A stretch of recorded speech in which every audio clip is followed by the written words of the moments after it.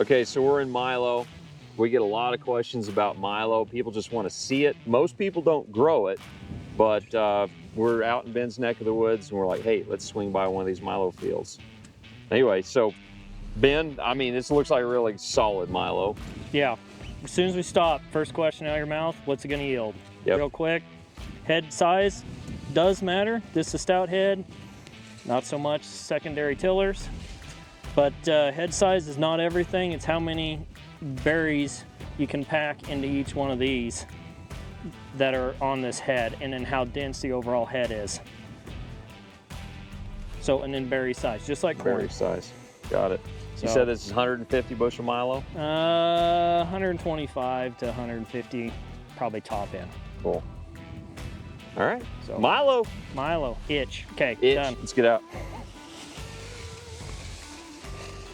I can feel it eating my skin.